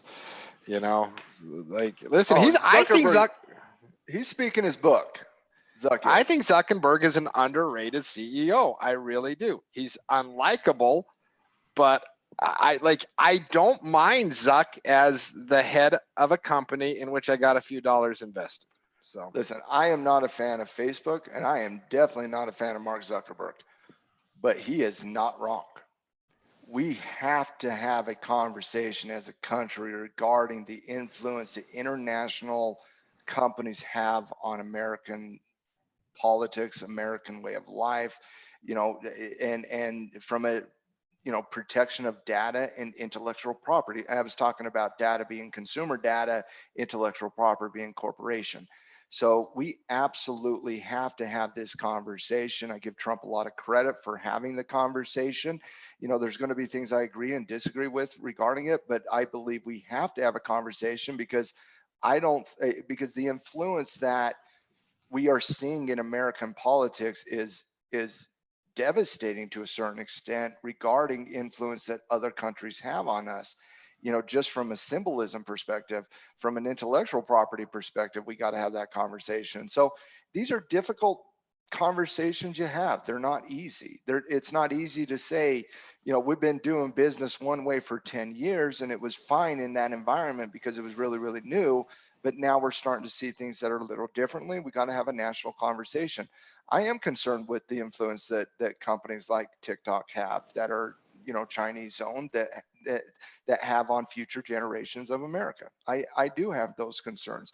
And in the same light, I have concerns about how much Russia, how much influence they have in American politics just through marketing and social media and so on and so forth. Intellectual property rights out of the US have been basically, you want to talk about what we export intellectual property to the rest of the world as well. So we have to have these conversations as a populace, and it starts with the leadership at the government level. So I'll be the first to rail on Trump on a lot of things, guys. I'm not a Trump guy, but I do give him a lot of credit for having this conversation. It's a conversation that needs to be had at the national level. And we should have a mother bear type philosophy of protecting our data, protecting consumers, protecting our kids, and protecting intellectual property out of the United States. And one thing that's been very apparent to me, Matt, young people, and I'm not even talking like 10, 12-year-old kids like our daughters, but even in their 20s, they don't seem to care about privacy like our generation did. And I think maybe we need to educate that. Quite frankly, Tim, our generation didn't care about privacy like the baby boomers did, and the baby boomers didn't care about privacy the same way the passive generation did. So, privacy. I'm a privacy guy. Obviously, I believe in privacy. But we have as a country started embracing that, there's no privacy, so why do we even care mentality. I think we should care. Yeah, no, I'm with you. A couple of companies I want to run through, just upgrade, downgrade style. Matt, see if you guys actually agree with some of these. There's just a few of them that grab my attention. Yeah. Bring up Best Buy if we can, BBY. Raymond James reiterated that they have a strong buy on this stock right in front of earnings. Now, Raymond, you might want to wait. Well, I mean, Best Buy did do that data dump a few weeks back, right? Where they basically let everyone know what their numbers were going to be, that they were going to be good. I think it was about a month ago. It was that pop out on the chart with the volume. It was about a month ago. In late July, yeah. And they did have good, strong same-store sales and online presence and all that kind of stuff. I mean, I think we talked about it here on the show when that happened, and it's been a very, very strong stock. But first of all, why are you doing this in front of earnings? And why are you doing this in front of, not only like a week out, Tim? Why are you doing this in front of earnings tomorrow? Is that just front running, Mark? That's just front running. Listen, these analysts have been relentless. It has been the most embarrassing thing I've ever seen out of analysts over the last few months. Just continually price jacking things, not really even giving good reasons other they're awesome. They're just trying to front run so that they look more bullish than the next guy. So agree or disagree, guys? Reiterate a strong buy the day before earnings on Best Buy. Disagree. Why in the world would you ever do that? It makes absolutely no sense to me. Best Buy, for a couple reasons, and it has absolutely nothing to do with the fundamental nature of Best Buy. They didn't upgrade Best Buy from a buy perspective. They upgraded price target on Best Buy from 100 to 135. Why do that a day before earnings after Best Buy has already ran a good 15% pricing in a positive earnings response? Best Buy has to overachieve here. They have to show you something. We already know that Best Buy has a fairly decent earnings report coming up. We've known that for 5 weeks. We got to see something above that. I agree with Mark. Analyst price upgrading, just trying to catch up with the euphoria of price. It's not why analysts get paid money to analyze, right? They're not supposed to be doing that. But it's disgusting behavior to a certain extent when we see institution after institution literally just upgrade based on price action. They're just playing catch up fundamentals. Yeah. All right. That's why, even though I disagree with the who was it? Is it the Goldman Sachs or the JP Morgan analyst that hates Tesla? Oh, it is a JP I think Morgan it's the guy, JP I Morgan think. guy I'm pretty that does sure. the $5 upgrades. He's got like a $300 price target Like, on it right now. like Yeah. I like that guy. Even though I'd like Tesla more than I he would buy does. him a beer. I would like I to. would buy that guy a beer. Absolutely. I would, because I respect it. I respect it. Everybody else, Tesla, $17,000. It's the new Bitcoin. Yeah. So disagree on this one here. I'll give you the next one here. Now, Let's do again, it I only disagree on the just price because the upgrade price in front catch. of earnings after the price momentum it has had. Best Buy is a very, very good company and a very good trend.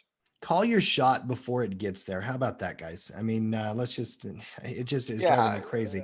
I mean, Come on. seriously, it's like they had like a 90 price upgrade, and today it's like at a 111. They're like, oh, we're finally going to upgrade on the strength of the trend. Now, Yeah. one of my favorite companies of this type of spec, type of long-term play, Pinterest, was downgraded here by Citigroup to neutral from buy, PINS. So it's standard downgrade.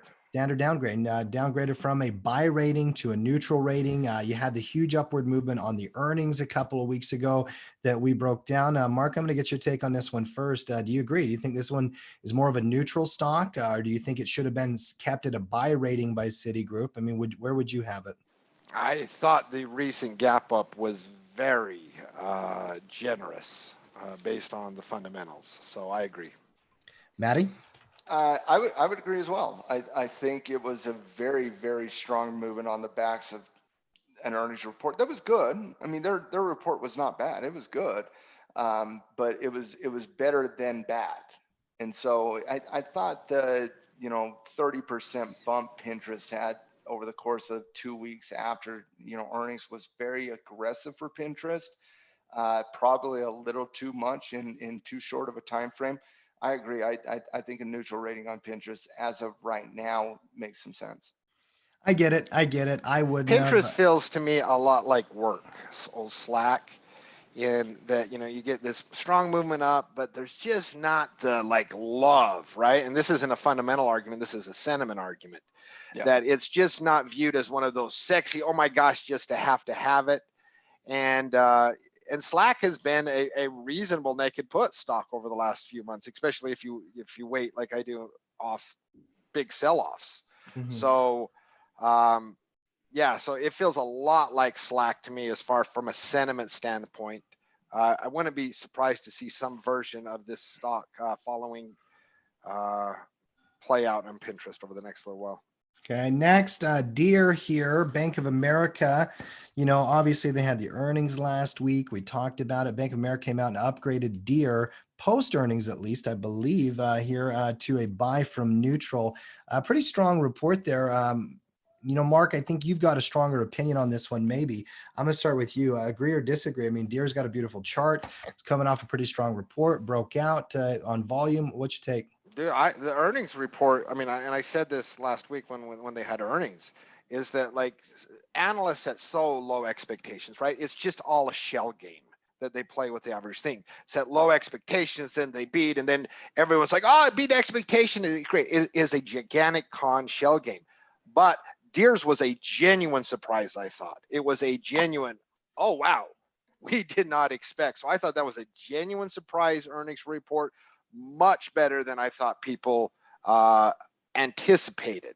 So I think there's some sentiment and there's some ways to play out. I mean, whenever you get a little gappy and overextended like this, it can be hard to find an entry point, but one eventually will emerge. Eventually you'll get a consolidation, high base, nice pullback situation.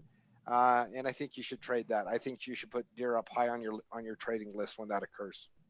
Matt, agree or disagree on the upgrade to a buy on Deere? It has a beautiful chart. I absolutely agree with this upgrade. And it was Bank of America, correct? Mm-hmm. Yeah, I absolutely agree with the upgrade here.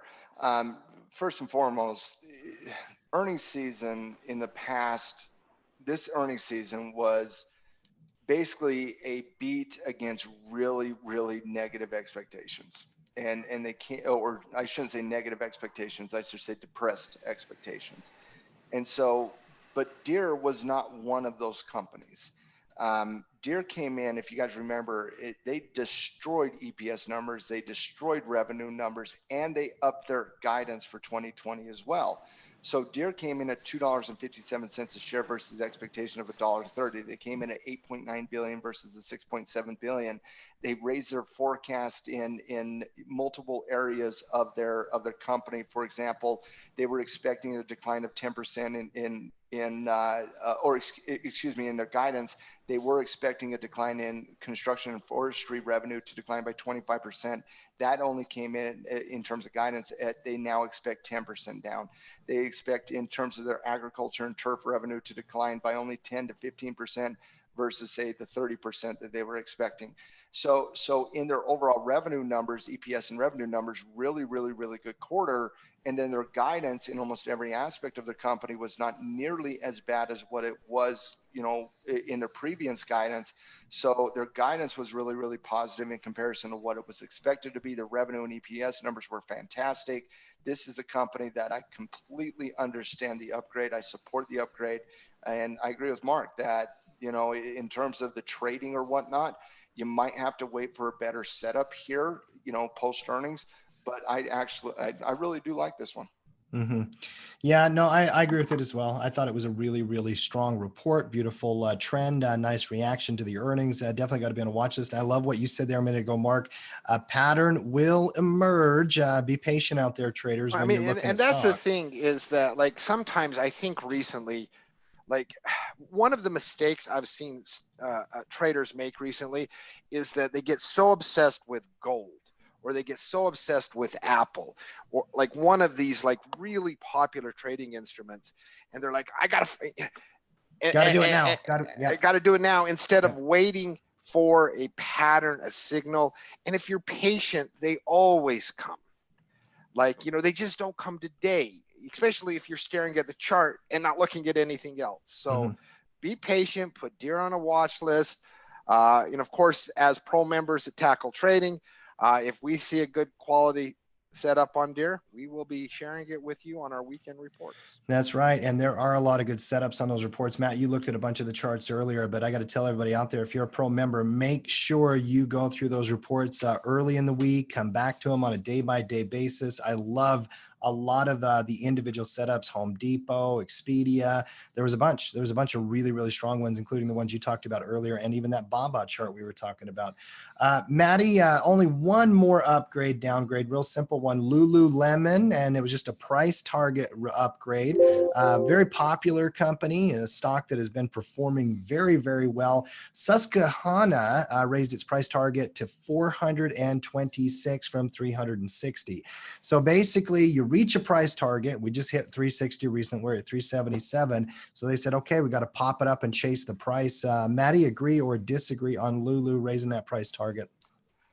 Yeah, I guess it depends on their time frame. I mean, if you're talking, because these price upgrades really do feel like short-term price upgrades, right, versus one of the more standard traditional upgrades and downgrades from a buy to neutral to sell, and so on and so forth. So it feels like all of these price upgrades we've seen over the last 3 months are all chasing price. And it truly does feel like they make up the next price. I would like to understand how they got to 426. I would like to see that analysis.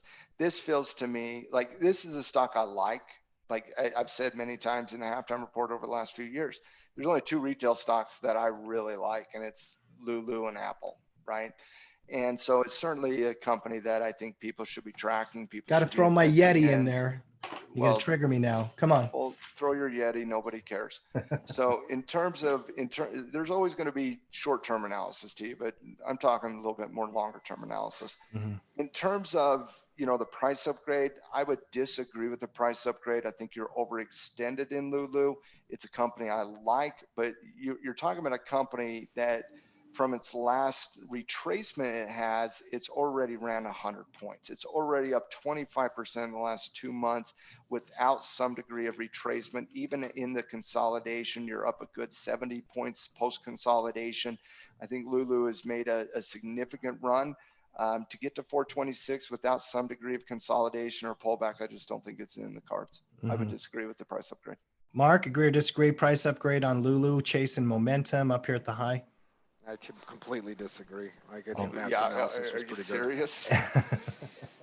Like, listen, Lulu's one of these sentiment stocks that's had a strong sentiment for gosh, year and a Years. half to, a couple years now. And so like, it's one of these really popular stock. I just think it's reached a point of valuation where I just think the people are just trying to front run price. And I think Matt's short-term price analysis is correct. So yeah. Now that doesn't mean that if this doesn't form a beautiful high base that lasts 2 weeks and it breaks out, that's a different analysis though. But just trying to jack up price because it's silly what they're starting to do with price analysts. I mean, what are they going to do? What happens if we have a 20% correction? Are they going to start lowering these? No. Maybe, probably, right? Oh, wait, it went down even though nothing changed. Now we got to, no, come on. It's just, they're trying to jack up this market so high. I just don't know what their end game is. So maybe they just don't know what to do. I mean, you're looking at a stock that's up 300% from bottom to top here in a momentum play in 2020 with the Fed put and all that. They're like, we got to chase price here, but it does lack the objective analysis that you'd want from an analyst, Matt. There's no question about it, but it does feel like they're chasing. They're doing this on so many stocks lately. You know what? It's easy to throw shade on them, but if I was an analyst at Goldman Sachs, it'd be really, really hard to upgrade fundamentals versus what you're looking at. And I think that's why the banks have done more price upgrades than they have actual true upgrades, is because they're all trying to figure out how to communicate with their clients. And I think that's very difficult when you see such euphoria in a lot of the market and it doesn't match a fundamental conviction or a fundamental argument. Maybe you just chase price. What you just said there, Matt, is really good. Essentially what Goldman and Bank of America and everyone are doing is they are essentially doing scouting reports with their price upgrades.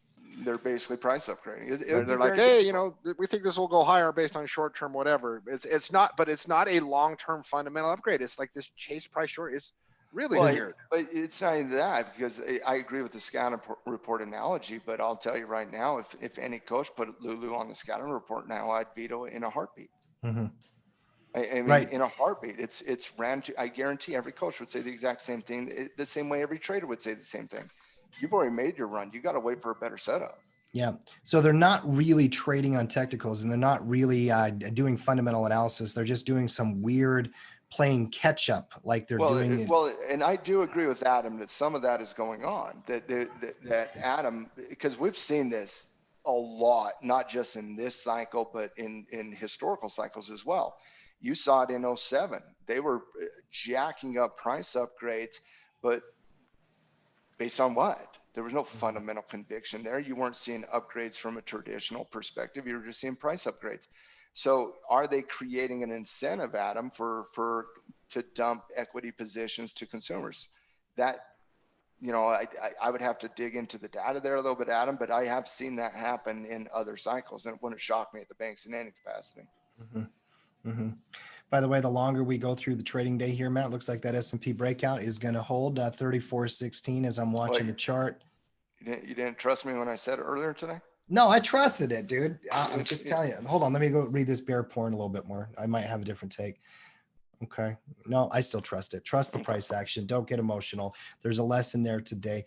I do want to start moving into final thoughts. We're going to record our podcast today, actually on that newsletter, Mark, and be talking about some of those bearish arguments that you've laid out and detail them.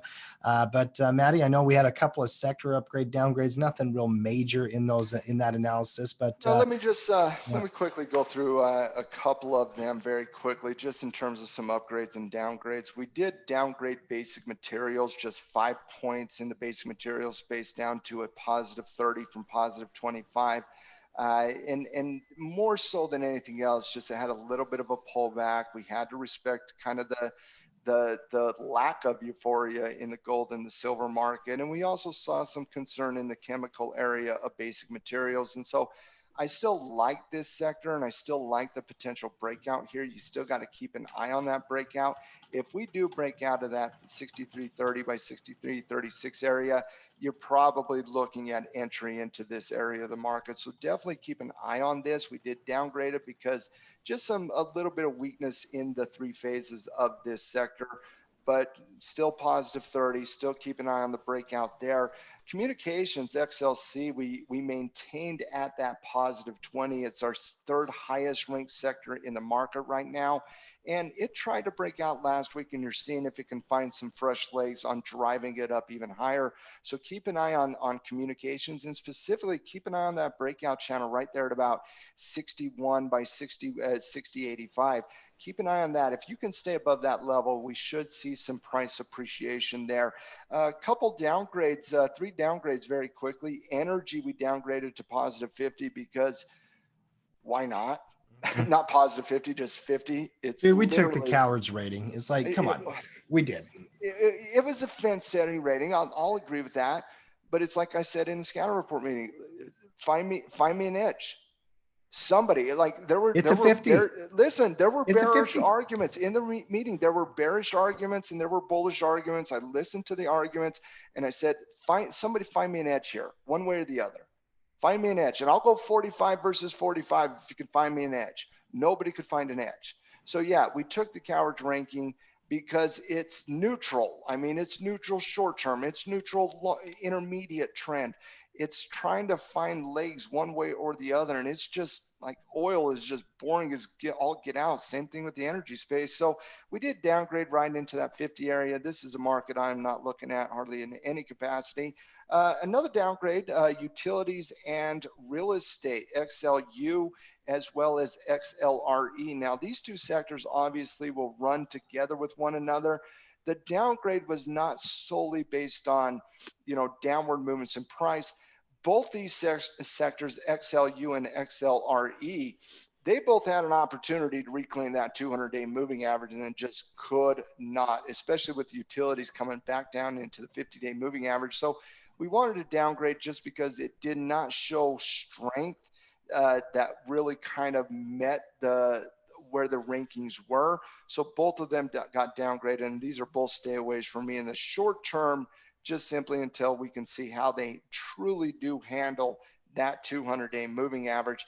A couple upgrades. Technology got an upgrade back into that positive 15 barrier, broke out last Thursday, continued last Friday, seeing some price appreciation. Technology, I don't need to say much about it. It's the strongest sector out there. And matching it is the potential breakout we're seeing in the discretionary area of the market. And that's XLY here that did get an upgrade into that positive 15 to match kind of what we're seeing in the technology space. And a lot of that was on the backs of, this potential breakout. And it tried earlier today in Amazon. This is a breakout on Amazon that could lift up the Dow Jones, could lift up the discretionary type area of the market. So keep an eye on Amazon. It's going to play a role here if we can see the breakout one way or the other. I'm excited to see what happens with that Amazon chart. Obviously, there's some choppiness in there, Matt. But like we were talking about earlier with crude oil, gold, the dollar, the weekly chart can smooth out a lot of messiness when you're looking at a chart. There's no question about it. And I do believe that triple top weekly kind of consolidation up here is going to be very interesting. Ascending triangle coming into that potential breakout on Amazon. And I know it's choppy today, but this is a pattern we could look back on and be like, yeah, that breakout of resistance was why it went to 3,800. Mm-hmm. Yep. I'm with you. By the way, I need to do some analysis at 3,800. That was just off the top of my head, but that breakout, it could be very legit. Very quickly, Tim, a couple earnings reports to keep an eye on this week. Salesforce, Medtronics, Intuit, Dollar General, Dell, Best Buy, obviously, and Pan W all have earnings this week. And then the last thing that I'll say is kudos to Microsoft. Microsoft jumping into the legal fight with Epic Games to go against Apple and Google and the antitrust type concerns that Apple and Google have with the App Store and so on and so forth.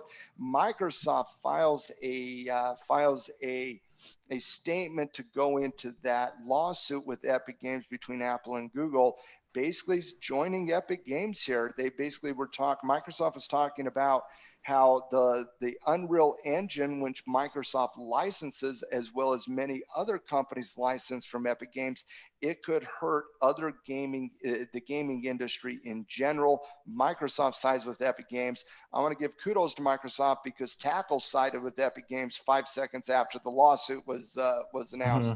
So we're cheering on Epic Games, and a big juggernaut like Microsoft coming in. Kudos to Microsoft.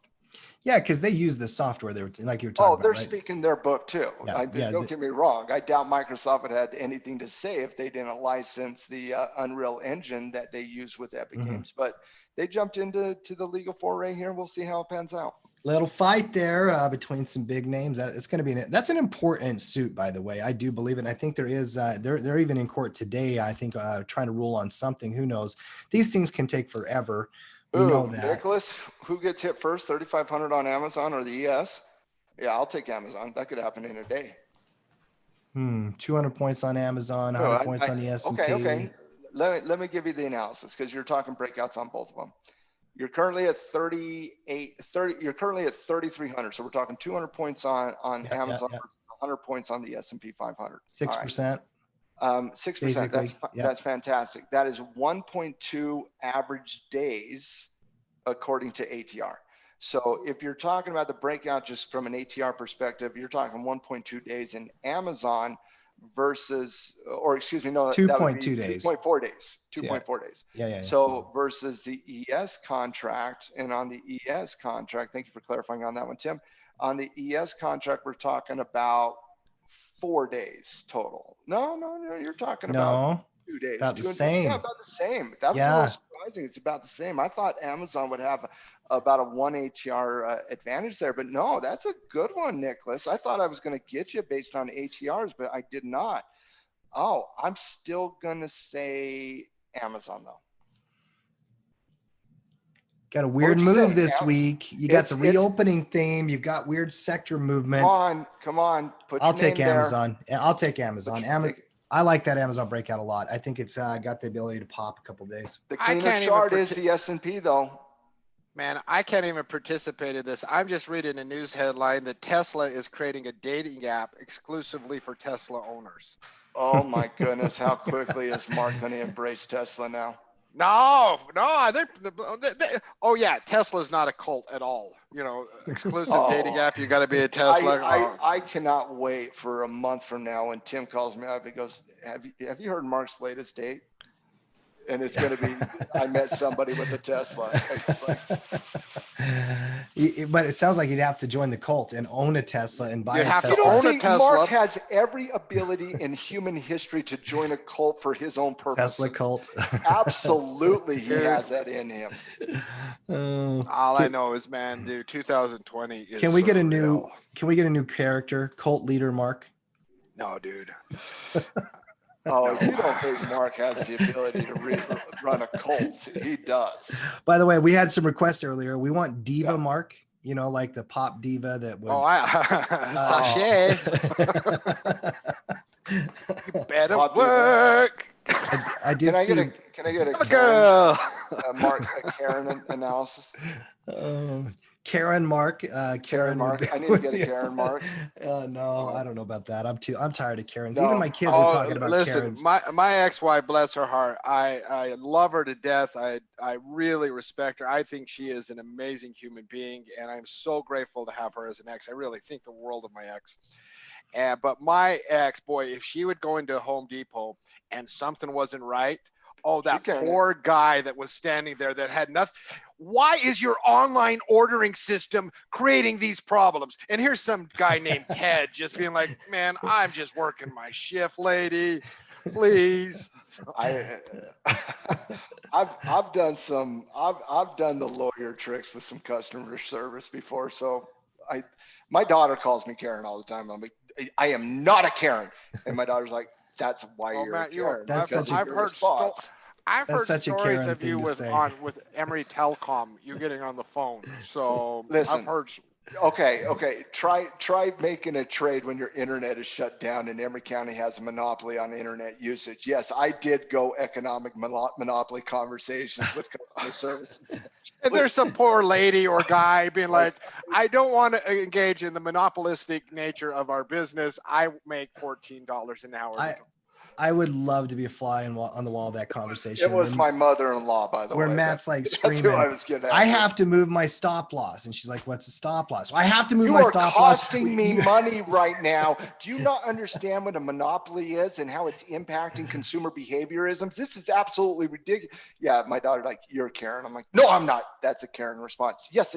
Okay. Yeah. All right. I need a Mark Karen in my life. Yeah, no doubt about it. I like the Karen and Diva. Why is I like the Diva one. I'm looking forward to the but Diva one. Why is it a actually. bad thing in America to expect customer service to do customer service related jobs? That's such a Karen thing to say. I agree. It is. I agree. Which means all customer service in America is going to get downgraded because we make fun of people who expect good customer service. Dude, I lose it with it. Comcast is the worst. Don't get me started. We're at the end of the show. Listen, there's a reason I have Mark do customer service. Because, oh man, I'm having. Do you guys remember the South Park? I don't know if you guys are as big as South Park fans as I am. There's a customer service episode where they're in this loop and the guy keeps saying, are you happy with the customer service I've given you? Oh my gosh, it is a hilarious episode. South Park? Yeah, like South Park. South Park's made me happy over the years. I'm not going to apologize for expecting people to get paid to do a job to do the job. Not going to apologize. Dude, you're getting triggered. I'm not going to get triggered. You call me Karen all day long. I told you this, this, Tim, I am a positive man. You can call me Karen. I'm not going to change my philosophy that customer service should do customer service jobs. No, and I'm with you 100%. I've heard you deal with customer service. You're not negative in that regard. You just want to have the work done properly. I praise customer service. The only thing I'll say is I agree with what Muhammad Ali said a long time ago, where he's like, if somebody treats the waitress bad, it makes me think that they'd probably treat me bad if I was in that situation. Yeah, but I'm also the guy that will literally praise the person in a McDonald's checkout. That's what I mean. There's a difference. Just having a smile on her face. Expecting to have work done that you're paying for is something that is absolutely capitalistic, and you should support, and you should expect to have the work done. I'm not against that at all, but just treat people well. I mean, I'm not talking to you, Matt. I'm talking about in general. I've seen some people treat service people pretty poorly, and I don't like it. Well, and I've also seen some service people treat people fairly poorly. Yeah, sure. No, I think, and I love the positivity. I think in 2020, I mean, a little kindness on all sides of the equation. Listen, you have no idea. If you get paid to do a service, do the service. Do it well. I know, but you have no idea what's going on in that person's life. So before you go all ballistic on them, who knows? Maybe okay. Can we not say the exact same thing about the people that get made fun of on internet and get trolled? You don't know what was going on in their lives either when they got treated badly from a customer service perspective. So the exact same thing. How about we all just do this? Let's treat people with respect. Let's all do our job. Let's do it in a respectful, happy manner. I agree with that 1,000%. Yes. Oh, I don't think a customer service should go off on someone, but man, if they're not like giving you A+ and it's just B-, you know who would? Whatever. You've got to embrace your Diva Mark role here. I mean, Diva Mark would expect the top end of customer service. I'm having a huge allergy or sickness or cold or something. I am excited about the prospect, man. I just don't have the energy in me today to. Diva Mark another day. I got you. I'm going to break out some RuPaul. I'm excited about Diva Mark. I'm going to break out some RuPaul here after I'm off camera and so. It'll be epic. I am excited about Diva Mark. All right, boys. Obviously we do the show each and every day. We have a lot of fun doing it. Hashtag Team Tackle in the chat. If you're a part of our community, represent. We appreciate you guys so much. We come back and do this stuff for you guys. I mean, it's the whole thing about growing and building this community, and you guys are an integral part of that out there. So hashtag Team Tackle. If you've not done it yet, give me a thumbs up on the YouTube feed. Let's get the word out here at Tackle Trading. As always, and if you're brand new, click subscribe, click the bell.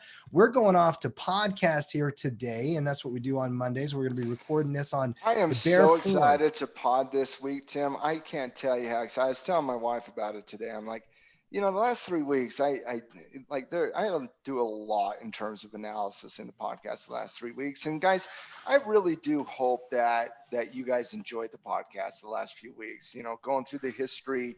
And I know it was, you know, daunting and a lot of analysis and a lot of historical points and all that jazz, but I really do hope you enjoyed it. You learned kind of our deep dive into the history of currencies, our discussion on reserve systems, our discussion on the petrodollar and how gold and currency have been tied together in our history. And then obviously our conversation last week on, you know, the future of reserve systems and international currencies and so on and so forth. And I really do hope you guys enjoyed it. But I am so excited that I get to sit back and listen to you and Mark just talk about bearish philosophy. You might not be so excited about the breakout after you hear it. Listen, if you don't think I eat, sleep, and breathe this type of analysis, I obviously eat, sleep, and breathe this type of analysis. So no, Tim, and I haven't read Mark's newsletter the same way you have so far. I've only read about half of it. And Mark's you know, has a lot of really, really good analysis in it. And I hope people, you know, enjoy the newsletter as well. But I'm looking forward just to sit back and listening to you and Mark. This is my way of letting you know that you guys are going to be doing the majority of the talking today. I'm looking forward to it. My advice to you before you read it, turn the lights down low, put your kids to bed. Get yourself that cold glass of beverage so you can dive deep into the world of bearish analysis that some people refer to as bear porn. You won't regret a moment or a block of time that you're about to spend. Your life will truly never, ever be the same. Mark, you got a future in that ASMR thing. I don't know what that is. that tone of voice is very calming. I could take a nap to listen to you tell me a bedtime story. Guys, let's get off. Work. Come on, girl. He wants to do the diva thing. The diva idea. Oh, I'm so excited. Listen, I am like, you get me on an 80s dance floor with a couple beers with a good female friend in which we are just platonic dance floor. Oh, I break out the we'll just say the diva in me on those nights. So you're going to run with it. I know it just is when, not if, no question about it. Do you have, like, Mark, I don't think I've ever seen you dance. Are you more of a John Travolta or are you more of a Chris Farley? Well, listen, John Travolta is like this elite. I mean, nobody should ever, even if they can be a great dancer, don't put yourself in that category. Because Travolta was amazing. No, you're setting the expectations. Yeah. Wait. Listen, the key to dancing is to not care, pretend you're alone, and let the music guide you, and you'll have a great time. I believe that's the song. Let the music guide you. I think that's I have Gloria Stefan song or something. I think it's a CNC Music Factory, if I remember. Yeah. So. All right. Oh, for those of you who are new to us, this is how we end every show. We have like just 10 kind of minutes chilling, random conversation. Oh no, we end when Tim asks us our final thoughts. No, I did that 20 minutes ago. Yeah, I didn't. I was getting some mac and cheese and a hot dog. In fact, usually when I say final thoughts, you guys double down and say, no, we're not doing final thoughts yet. I mean, that's my cue for like, okay, let's start moving into our last 20 minutes. Listen, my final thought, I got some EBGBs right now about the market. I don't know why. I can't explain it. I just got some EBGBs about the market. You just wrote 8,000 words on bear. I know, but it goes beyond that, man. I just read Morgan Stanley's Michael Wilson, who was one of the first person, and this just came out in the last 24 hours, one of the first people to turn bullish from an analyst perspective in this, called it exactly head. I mean, he's calling for a real tradable correction, the first one we've had in 4 months. He's laying out all of his case, and I'm reading. We're overcorrected, and none of this makes sense. But you know what? I totally understand and agree with what you're saying, Mark. But I also read an analyst today that basically said, in a nutshell, you guys better watch out. We could see a 4 to 6% correction here. And I literally started laughing. Dude, a 4 to 6 correction would scare the hell out of certain traders. I know, but come on. That's called a bullish retracement, is what that's called. I mean, A 4% it called for a correction. 4% correction. Be And I'm just careful like, out there. whoa, The S&P might come back whoa. 100 points. The new bear argument. We might go down 4%. So wait, so that's 2020. So we go from limit down on a day-by-day basis in March to now the big caution from Wall Street is a Like 4 to literally, 6% correction. just watch out. It might see a They 4 need to 6% correction here. I think they might double that if they read Mark's article here. There's no question. Yeah, they might go to They 6. might do 8 to 12%. Yeah. Now we're gonna have some fun on the podcast, no question about it, guys. We're gonna wrap this one for today. We'll be back tomorrow, same time, same station. As always, keep an eye out. And if you need anything at all, if you're a pro member at Tackle Trading, team at tackletrading.com. Mark does a great job with customer service on our side, no question about it. And if you are not yet a pro member, here's a very, very simple offer. 15 days free. There's a trial. Come and join us. We do all kinds of content, reports, webinars, courses, tackletrading.com. There's a link below. Come and join us in the pro community. See what we're all about. Give it a try. Other than that, guys, we'll see everybody tomorrow. We are out.